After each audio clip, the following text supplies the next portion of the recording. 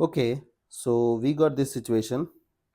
A hyperbola passing through the point this. So our hyperbola is passing through the point this and has foci on this.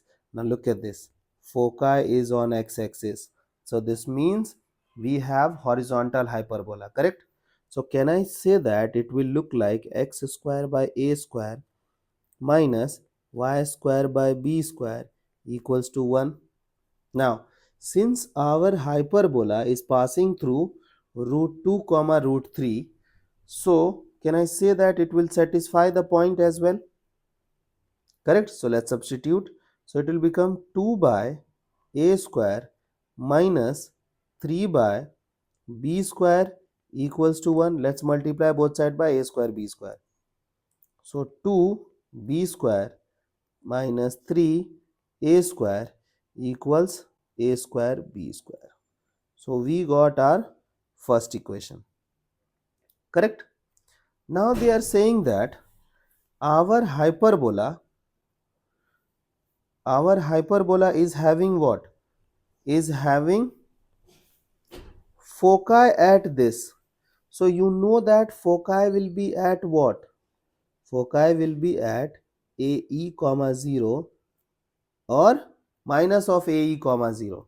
So can I say that AE is 2? So we got second relationship. But look at this. You guys have involved A, B and E. Correct? So there are three variables and we have only two equations. The yellow thing and the green thing. Okay? So we need one more equation. So how we will manage that one equation? Exactly. We will use the relationship between A, B and E. Okay? Now, so you know that it is horizontal hyperbola. So we will take help of horizontal ellipse. So 1 minus e square for sure. In horizontal ellipse, a square is bigger. So a square will stay inside. B square will wait. Now, so this is the relationship between a, b and e in case of ellipse. But in case of hyperbola, b square will be replaced by minus of b square and done. Okay. Now, can I multiply both sides by b square? Minus 1. So, we will have a square and then e square minus 1. Now, let's open the bracket. So, we got b square, a square, e square minus a square. So, do you know AE? AE is 2. So, a square, e square will become 4. So, can I say that we got b square as 4 minus a square? This is the relationship, correct? Now we have to replace. So we got here we have equation in a and b, here we have equation in a and b. Now let's replace b square. So can I write, wait a second,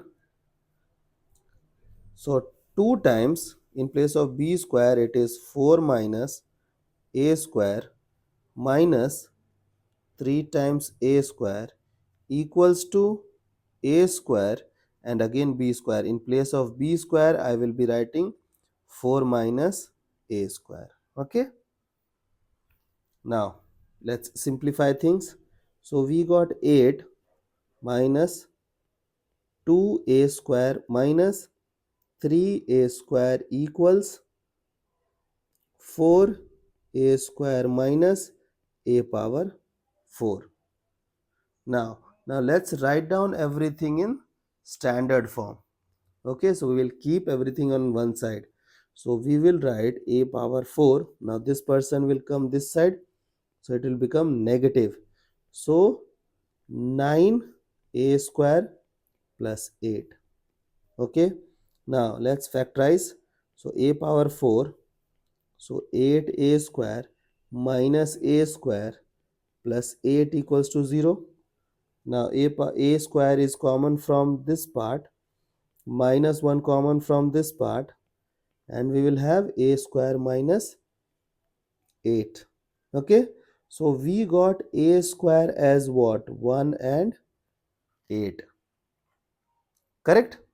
Now look at this. If a square is 1 and 8, so in that case, who will be b square? Suppose a square is 1. You have to focus on this part. Okay. Suppose a square is 1. So b square will be 3. Suppose a square is 8. So b square will be -4. Now look at this. You are dealing with real curve.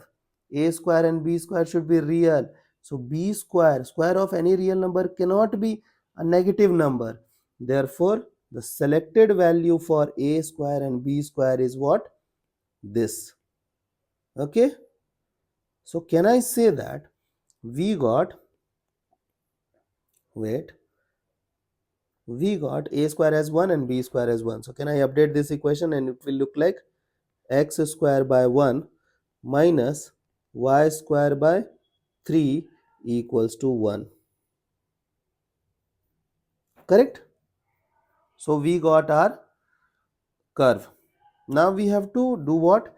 Then the tangent to this hyperbola at P also passes through, means we have to find out equation of tangent at this point, and then in option they will be providing you some points and you have to satisfy those points on the tangent. If it will satisfy, then that is the correct option and you have to solve for that part only. Okay, you know that the hyperbola is passing through the given point, hence this point is on the curve, so we can write down these things as, we will do t equals to 0 and we will get equation of tangent.